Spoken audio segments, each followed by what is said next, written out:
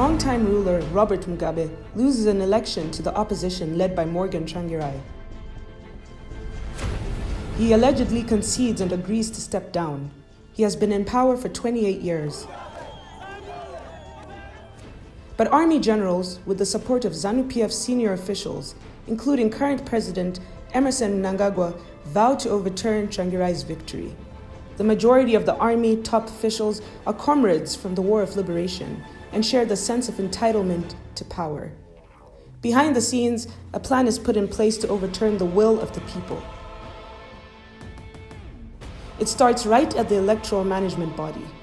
The Zimbabwe Electoral Commission, ZEC, is supposed to be independent, but it is headed by a retired Brigadier General, Justice George Chiweshe. Am I likely to start announcing the results? I don't know. These are 4 elections. We have never held 4 elections before, so we don't know how long it's going to take us this time. ZEC withholds presidential election results for a month.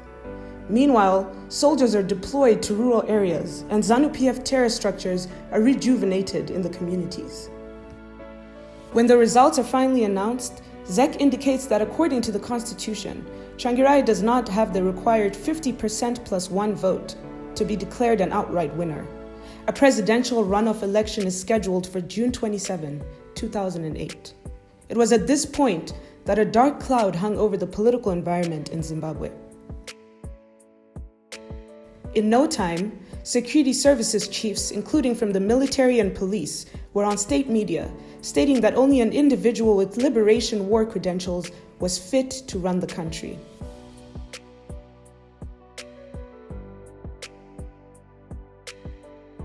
We wish to make it very clear to all of Zimbabwean citizens that the security organization will only stand in support of those political leaders that will pursue Zimbabwe's value, traditions, beliefs, for which thousands of lives were lost in pursuit of Zimbabwe's hard-won independence, sovereignty, territorial integrity, and the national interest.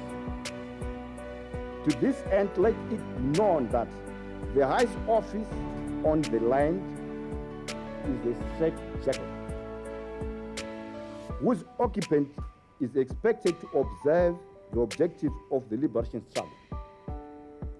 We will therefore not accept, let alone support or salute anyone with a different agenda that threatens the very existence of our sovereignty, our country, and our people.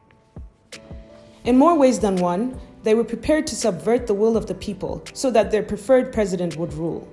And true to that, the state security apparatus launched what is one of the worst forms of politically motivated violence in the history of independent Zimbabwe.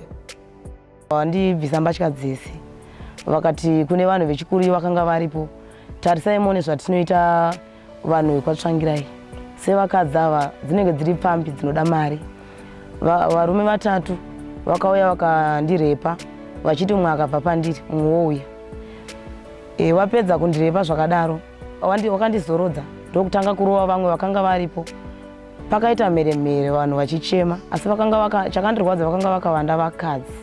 Between March and June of 2008, over 200 MDC supporters were killed with little or no accountability. The police often refused to handle any complaints involving political violence. Later on, a political settlement, the Global Political Agreement, facilitated by SADC, came up with a raft of legislative and institutional measures to be implemented over 5 years. As a coalition government, the two parties were to implement political and economic reforms. These included security sector reforms, electoral reforms, and the implementation of policies to remove the economic albatross hanging from the country's neck for over a decade. But 5 years along the way, the coalition government was riddled with political infighting, leaving many of the set reforms unachieved. From late 2008, amid serious human rights abuses, the security forces took over Marange diamond fields in the east of the country, where 5 years later, reports emerged that diamond revenue worth $15 billion had been looted with impunity. By 2013, Zimbabwe had a new constitution, which, despite its flaws, was generally progressive. In the same year, Zimbabwe held elections in which ZANU-PF controversially won.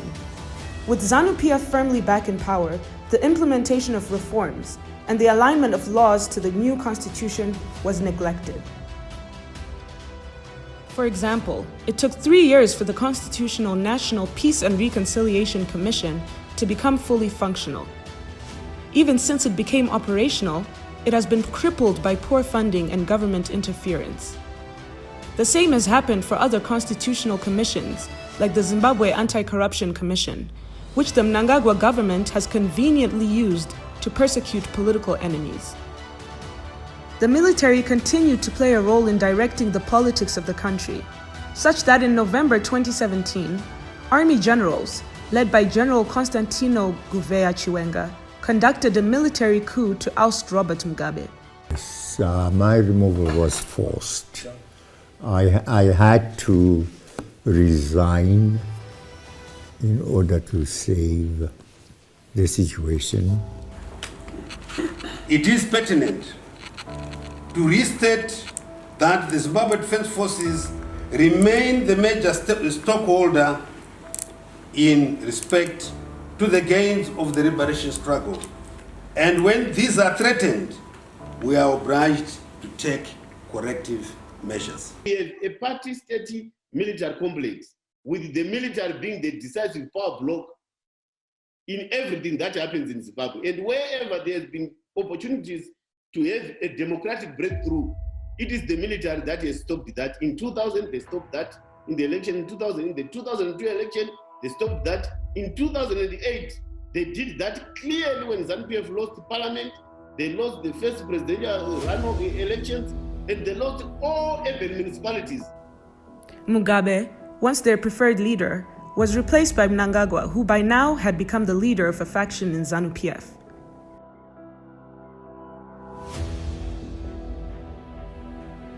Zimbabwe faces a legitimacy crisis stemming from the unconstitutional change of government in November 2017 and the undemocratic elections of July 30th, 2018. In the aftermath of the July 30 elections, the military role and actions in the infractions on human freedoms and security, coupled with escalating crises in the social and economic sectors, have cast a bleak future for ordinary citizens. The military coup that took place, you look at what happened in 2018, 2019, January, the civilians that were shot, the civilians that were shot in cold blood in Harare. Look at 2019, 2020, January. You look at all the violations that have taken place that were used or done by members of the security forces. There is no political will to deal with these issues. And it's also said that when you go to the Constitution, Section 210 speaks to the complaints mechanism that should actually be used against those in the military and those actually the security forces. And still that has not been operational. It's only now that we have a ruling from the courts that they have indicated that needs to be operational. And I think what we are really recognizing is that there is a lot of militarization. And what that militarization does is that it instills fear in citizens.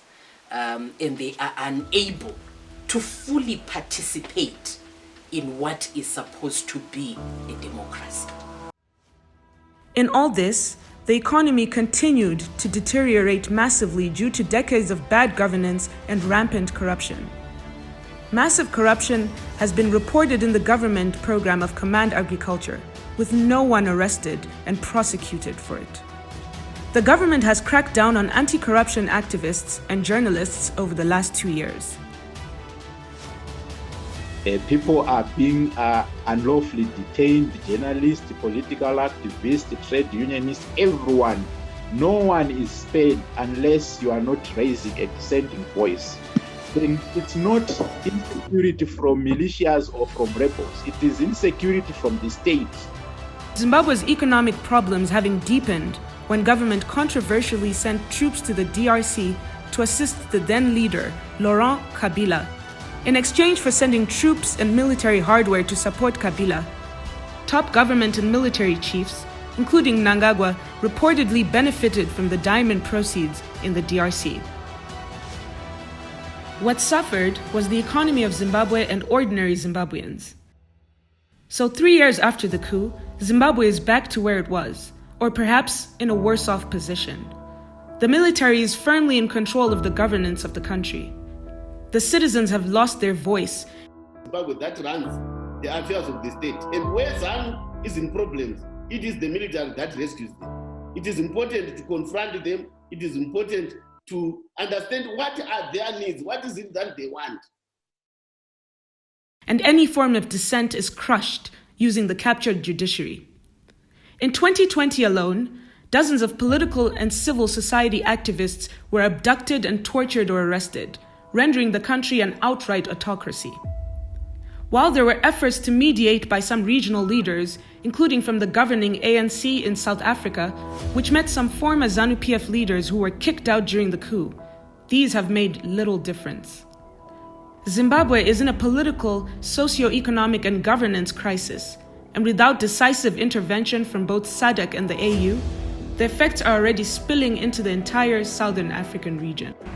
I think the next transition that we are going to see in Zimbabwe, for it to be legitimate, it has to be from the bottom up. Meaning to say whatever dialogue we are looking at, whatever transitional justice processes we are looking at, they must be driven from the grassroots communities and not end up being an elite arrangement. By national dialogue, we are also talking about a technical process. I agree that there are different kinds of dialogues that have been happening, and I think this must be something that builds on the momentum of the conversations of the people. And I think this is something that we need to aim towards. Because if conversations become conversations for their sake, people will not find them very useful. What we need to think about is how do we build conversations, structure them in such a way that participation is known, the agenda is clarified, the issues that they are addressing are fundamental. And then these culminate into national conference processes, whether the nation agrees that these are going to be legally binding or that they are going to be loose agreements. This is something that should be the outcome of the conferences. But at the end of the day, this must culminate something that should translate into policy. In other words, something must end up at Parliament, where Parliament must decide that this is the route we are going, whether a new structure is established to allow whatever transition will have been agreed. To achieve a peaceful and thriving democracy, it is important that civilian life and political processes be devoid of military interference. For example, serving members of the Zimbabwe Defense Forces should not be employed as personnel at key institutions, such as the Zimbabwe Election Commission, to ensure independence. Security personnel must be inducted and continuously trained in the fields of domestic and international human rights. It is imperative to arrest the economic downturn in Zimbabwe based on a clear reform roadmap and implementation of pro-poor and inclusive economic policies. Efforts at economic transformation, stabilization, and growth should be aimed at achieving inclusive, sustainable economic growth and development.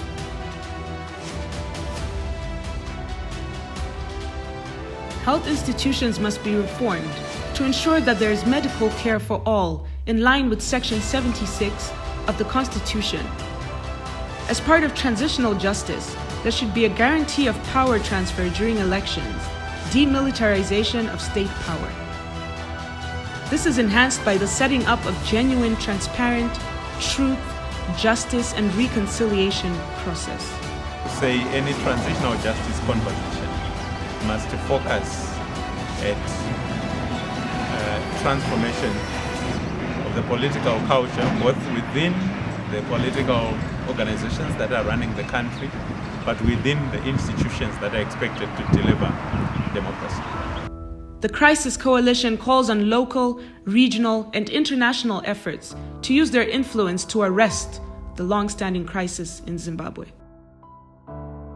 People need to be able to account, the institutions need to be able to account, and because of the militarization of the state in Zimbabwe, we need to make sure that the citizens can get justice.